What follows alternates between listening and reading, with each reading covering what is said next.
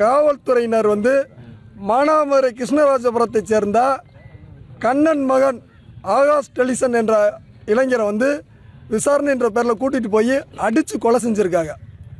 அடித்து கொலை செஞ்ச அந்த படுகொலைக்கு நீதி கேட்டு கடந்த 2 நாளாக இந்த தேசிய நெடுஞ்சாலையை மறைச்சு போராடிக்கிருக்கோம். ஆயிரக்கணக்கான மக்கள் இங்கே நிற்கிறாங்க. ஆனால் இது சம்பந்தமாக இந்த மாவட்ட நிர்வாகமோ மாவட்ட கண்காணிப்பாளர் அவர்களோ இந்த மக்கள்கிட்ட ஒரு பேச்சுவார்த்தை நடத்தலை. உங்கள் கோரிக்கை என்னன்னு கேட்கலாம். கொலை செய்யப்பட்ட அந்த ஆகாஷ் படுகொலைக்கு காரணமான காவல்துறை கைவர்களில் கொலை வழக்கு பதிவு செஞ்சு கைது செஞ்சு சிறையில் அடைக்கணும் அப்படின்றத முதன்மையான கோரிக்கை. அப்போ அந்த கோரிக்கை நிறைவேற தட்டியும் இந்த போராட்டம் தொடரும். இதில் எந்த சமரசமும் ஆகாது.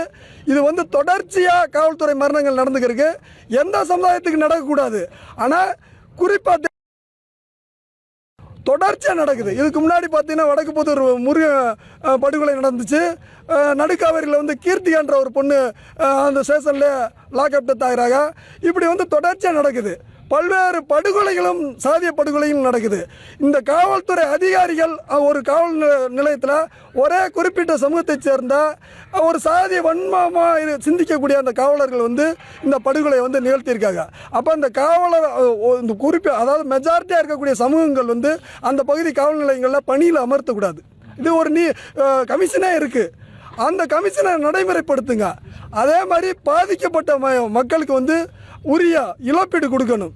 எப்படி இழப்பீடு கொடுக்கணும்னா, ஒரு காவலர் இறந்தால் 1 கோடி ரூபா கொடுக்குறியா, அது ஏன் இந்த பாதிக்கப்பட்ட இளைஞருக்கு நடைமுறைப்படுத்தக்கூடாது?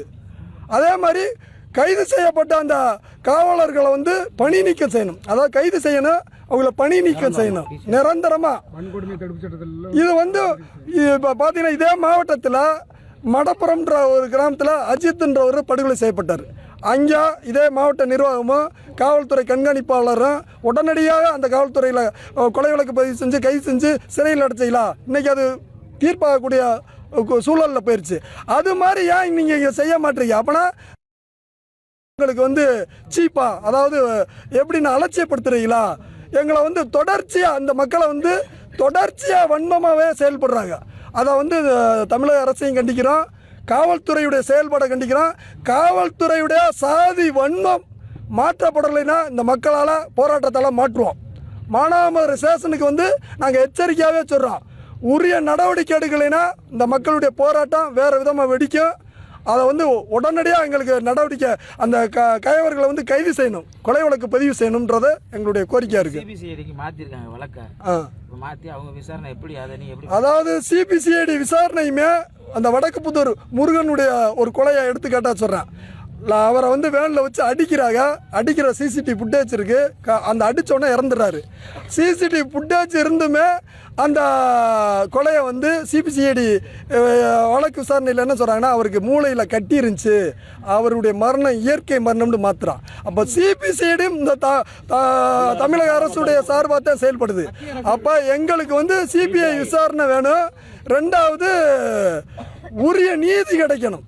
உங்களை அப்பட்டமான படுகொலை இது. அந்த அப்பட்டமான படுகொலைக்கு நீங்கள் ஏன் கொலை வழக்கு பதிவு பண்ணாமல் இருக்கீங்க? இன்றைக்கி வரையா ஏன் ஆயிரக்கணக்கான மக்கள் இந்த தேசிய நெடுஞ்சாலையை ஏன் மறைச்சு நிற்கணும்? நீ நடவடிக்கை எடுக்கலைல, அதனால தானே போராடுறோம். நடவடிக்கை எடுக்கணும், இல்லைன்னா இந்த போராட்டம் தொடரும். எந்த விதத்திலையும் பின்வாங்க மாட்டோம். என் பேர் லெனின், சமூக செயல்பாட்டாளர். மது விற்பனையினால் இந்த பகுதி இளைஞர்கள் சீரழிக்கப்படுறாங்க. பல்வேறு பிரச்சனைகள் நடக்குது. பெண்கள் அந்த பகுதியில் போய் சுதந்திரமாக போய் வர முடியல. கடைவீதிகளுக்கு, பஸ் ஸ்டாண்டுக்கு இதெல்லாம் போய் வர முடியலை. அப்போ இதை இந்த ஆகாஷ் தட்டி கேட்குறாரு.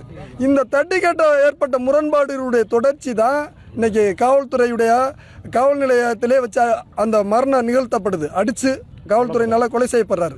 அப்போ ஒரு சமூக சிந்தனையோடு எழுத்து கேட்குற ஒரு விஷயத்தை கூட அவர் மேலே குற்றவாளியாக மாற்றப்பட்டு இன்றைக்கி அவரை ஒரு கொலை செய்யப்படுற அளவுக்கு கொண்டு போயிருக்கு.